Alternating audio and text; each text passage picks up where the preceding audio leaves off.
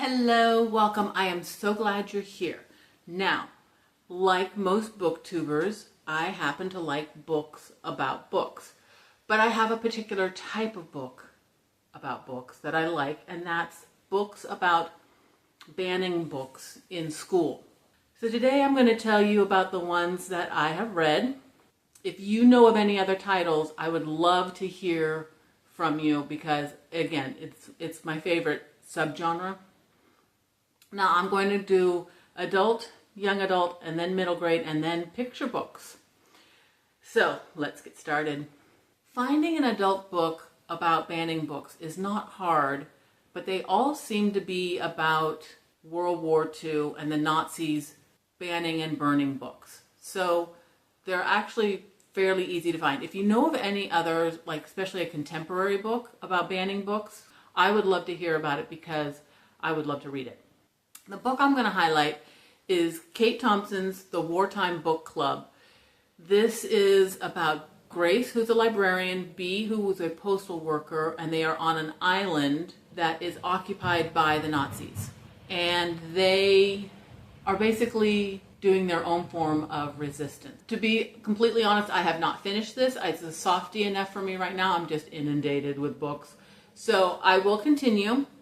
But it looks like springtime on the cover, so I think I'm going to wait until spring. What I particularly like about this book is that each chapter highlights a different banned book.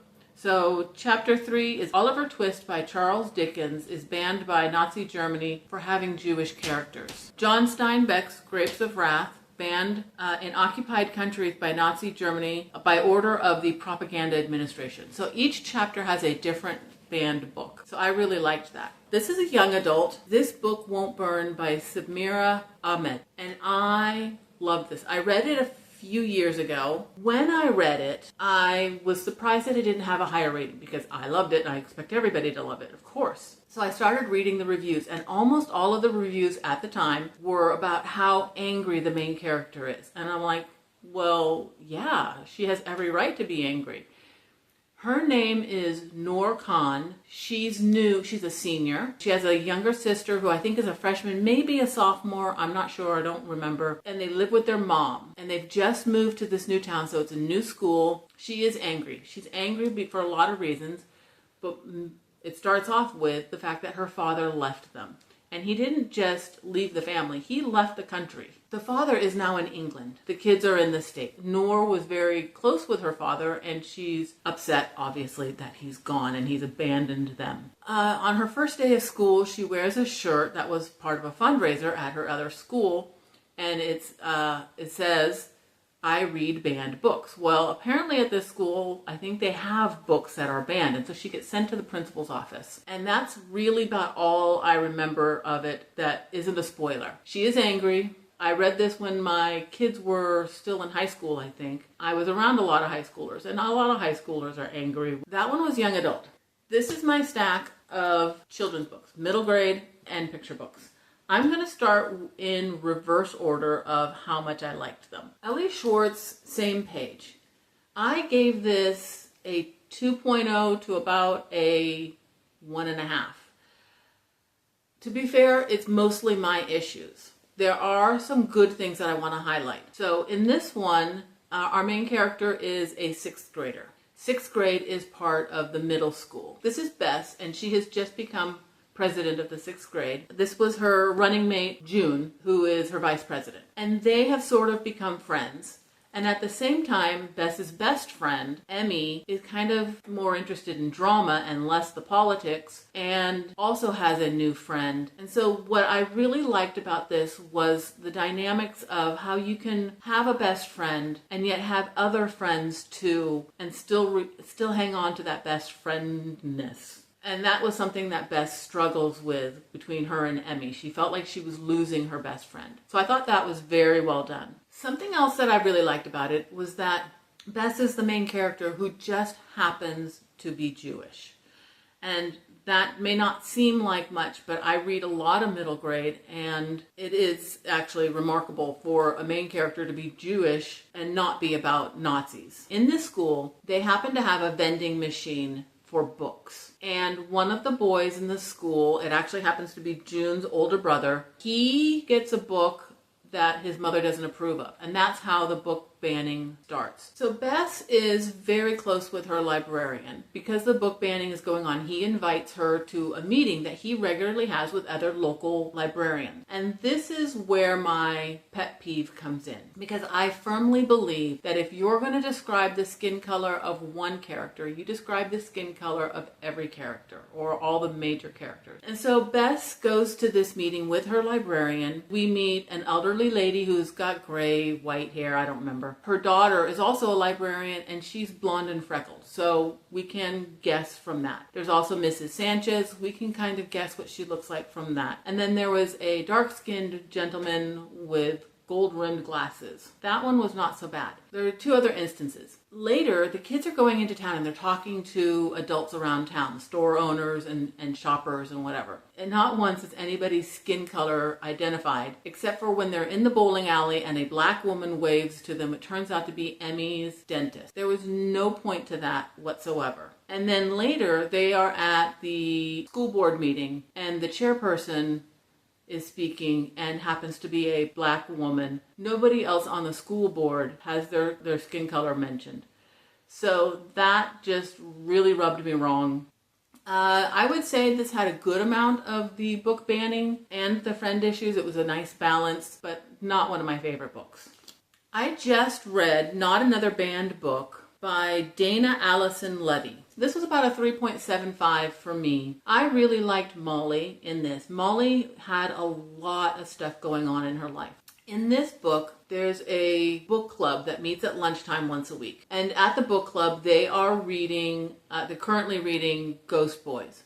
And there's a heated debate and all that. The principal comes in and pulls the teacher out, and they have a discussion, and the book club is over. When the kids come back, there's a substitute, and all the books have been pulled. The substitute is putting other books on the shelf for the kids to read in the classroom library. Now, my first issue with this book was that all of the books that the teacher put on the shelf, the substitutes, are all challenged and banned books. Catcher in the Rye, Where the Red Fern Grows, A Tree Grows in Brooklyn, Huckleberry Finn, Johnny Tremaine, Lion the Witch and the Wardrobe, Call of the Wild, Jungle Book. Yes, they're classics, but I thought it was interesting that they restocked it with banned books. Commonly banned books. I really liked the friend group and I liked all the stuff that was going on, but I was reading this because it's not another banned book. And yet it didn't seem to be about the book banning all that much. I would say it was about 55% what's going on in Molly's life, 10% her friends and school life. So that left 35% of it was about the book banning. But it was an enjoyable read. I would recommend it. In September, I read Finally Seen by Kelly Yang. I do cover it in my monthly reading wrap-up. So I will either put a card or something at the end. But this one is not about banned books, but there is a little part at the end. It's about Lena, who is new to America. She's from China. And she befriends the librarian because she's having a hard time. She's getting a little bit bullied. She's really struggling with her English learning. The librarian gives her graphic novels. There's one in particular, it's a made-up book that really hits home because the character is going through everything that she's been going through. And so she really enjoys the book. She shares it with her friend. He really enjoyed it. The teacher looks at it. She gets a copy for everybody in the class so they can read it in class. Well, one of the parents gets irate because they don't see the value in graphic novels, and she gets the book pulled, and of course there's a whole school board hearing. So I really liked this book. I do recommend it, but it's not really about banned books if that's what you're looking for. Now this one's a little bit different. Attack of the Black Rectangles by Amy Sarah King. This is Mac, and he's in 4th grade. And as what happens when you're in grade school, the whole class will often read the same book at the same time. And they are about to read Devil's Arithmetic. Now, I had not read Devil's Arithmetic when I read this book, and I read this years and years ago. But I read it, as soon as I finished this, it was literally the next book I read, and I really enjoyed it. It's by Jane Yolen. So when the kids sit down to their copy of Devil's Arithmetic, this is what it looks like on the inside. It has been redacted. Like I said, this is Mac, and he goes out and buys his own copy of the book, reads what words are being covered up, shares it with his table group. It goes from there. I don't remember a whole lot, but I do remember that I really enjoyed it, and it is about censorship. I'm pretty sure I gave this 4. I was on Goodreads, and you can't do half stars, so I'm not sure how I rated it back then. I probably would have given it higher than 4 stars. Property of the Rebel Librarian by Alison Varnes. I just finished this 2 hours ago. I loved this. I absolutely loved this. This is a 7th grader. Her name is June. What I really liked about this is it's her parents are the ones that caused the book banning. Her parents find her school library book called Making of a Witch. They are livid. They just can't believe she would read a book about a witch or that the school would have such books. And it sort of snowballs. The mom's going to return the book to the school. She goes and talks to the principal. They go to the librarian. The librarian is escorted off campus by security. This is a very small town. It seems like everybody, all the adults, agree with June's parents. And so the PTA group, the PTSA, I think is what they called it, they meet early before school and they remove all the books that they think are inappropriate from the library. And so now the library shelves are very close to empty. And June is an avid reader. So on her way to school, she passes by a little free library. She happens to go a different way. She wants to go the long way. And she passes by a little free library and there's a book in there. So she grabs it, she's reading it in school. She gets detention because it's not an approved reading material. Now she's labeled a problem child. Slowly, she starts getting more and more books. She keeps passing by the little free library and there are more and more books. She's passing them around to her friends. June realizes that the locker next to hers is empty. There's nobody using it. So that becomes like a little library where people sort of check out books. And it just goes from there. And it was just, I did not want to put it down. I just really enjoyed this book. I don't know if this one is my favorite or this one. I read this, I think, last year for Banned Book Week. Alan Gratz banned this book. It's a very similar story. A 7th grader. She was a 7th grader. She's a 7th grader. This is Amy Ann. Amy Ann loves From the Mixed Up Files of Mrs. Basil E. Frankweiler. And she checks it out from the school library. She keeps it for as long as she can. She returns it. It has to stay there for a little while. Give somebody else a chance to check it out. Well, now it's time for her to go pick it up. And she's been doing this all school year. It's not there. The librarian tells her that a bunch of books are being challenged. Now, challenged is when they are pulled and they're coming up for review. Hopefully by educators to see whether the content is appropriate.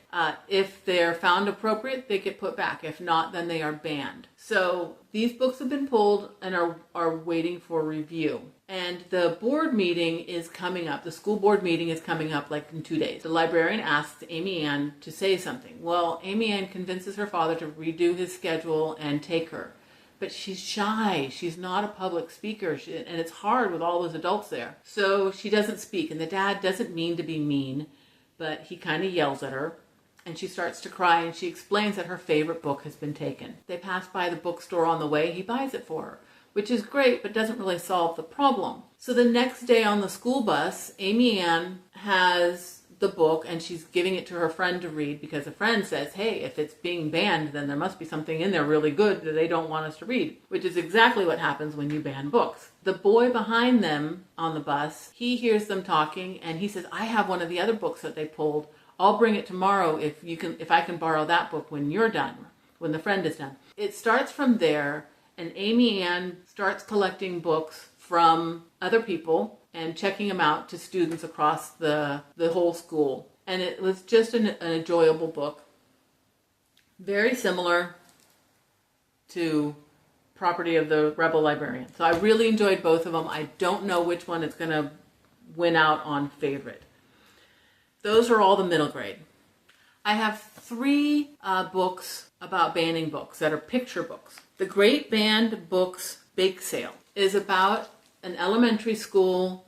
It's a class's turn to go to the library to pick out books. Kunzi is she's Egyptian, and she's looking forward to getting a book about Egyptian characters that she can share with her grandmother. But when she gets to the diversity shelf, all those books have been pulled. And a bunch of the kids in the class are very upset, not just for her, but for themselves. Those are their favorite books. They decide to have a bake sale from recipes that are from those kinds of books. They're going to use the money from the bake sale to put up a little free library and replace those books. And it's a very cute book. The book tree, I love the idea of this. A boy is sitting in a tree and he accidentally drops it and it falls on the mayor's head. And the mayor says, books are dangerous. And he removes all the books in town. Nobody has books anymore. And he's tearing them up. He's shredding them to pieces. One page flies out and the little boy follows it and it lands in the mud and sinks right away. Everybody in town is very upset. And now, like if you go to a restaurant, the chefs don't know how to cook anymore because there's no cookbooks. There's no more plays in the theater because they don't have a script. All of that. It's a little bit of silliness.